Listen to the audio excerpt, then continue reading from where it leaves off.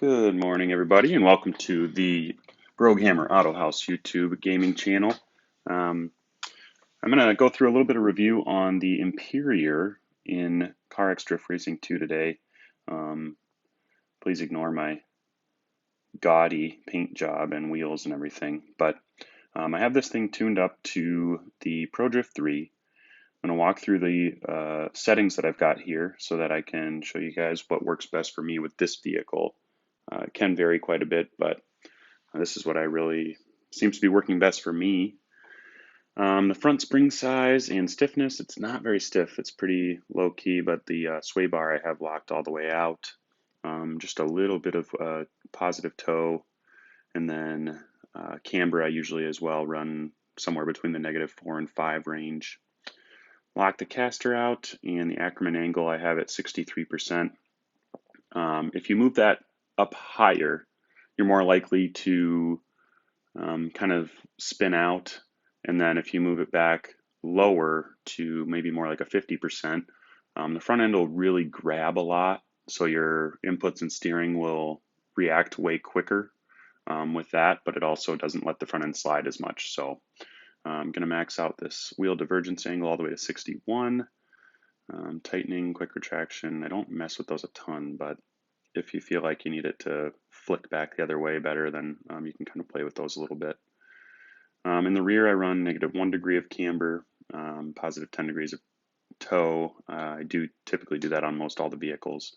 Although I lock the sway bar in the front, I go to almost no sway bar in the rear, and then you can see my spring size and stiffness there. Running 18s with 265 at 200 tire pressure, 30% profile, and square setup. So they're all the same front and back.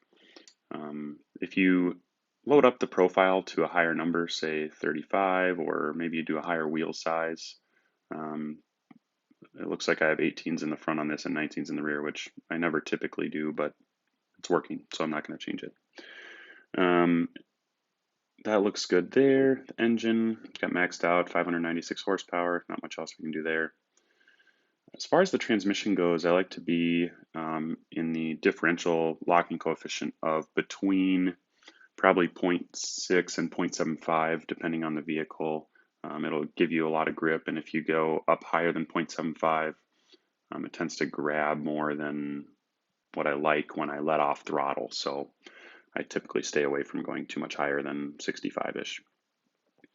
My gear ratios, I always run somewhere in the high 3s to mid 4s. This one's up at 458 because the gearing was kind of goofy, but first, second, third gear, you can see fourth and fifth gear are very close to each other because when I'm in drift and I'm in fourth gear, I like to be able to switch to fifth gear if I need just a little bit more on it, and that typically helps me run some of those bigger bank tracks.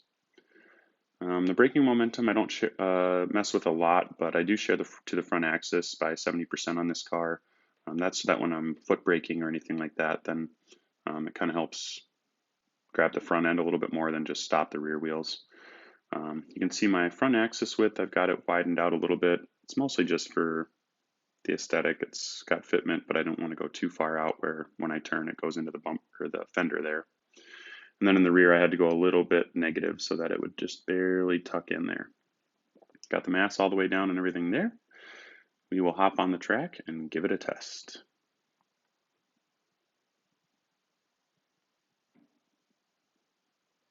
Still working on my audio situations as I can't quite figure out how to get the in-game audio and voiceover at the same time. But you'll see here in fourth gear as I drift around the track, I'm pretty much banging off the limiter the whole time. And my point earlier about the gearing was that if I go from fourth gear like this, I'll do it after this corner here, once I get more of a straightaway. If I'm really pinned in fourth and it's really bouncing limiter, I can switch direction here. Hold on, I need a little bit of a more open area. Here we go. Fourth gear, we'll switch to fifth, and then it doesn't lag out. It kind of stays up there, but I'm not riding the limiter yet, which is what I prefer because if you're on the limiter, typically the angle can suffer a little bit because it's not really pushing for more. Let's see if I can swing this into a couple tighter spots here so you guys can check it out.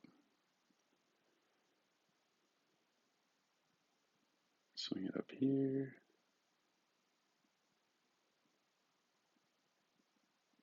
The other thing about this setup that's really nice is when you really flick it in for like a reverse entry, you can still save it pretty easily, which I really like because I typically struggle with having them wash out all the time. So if I flick it, oh, did it into the grass that time.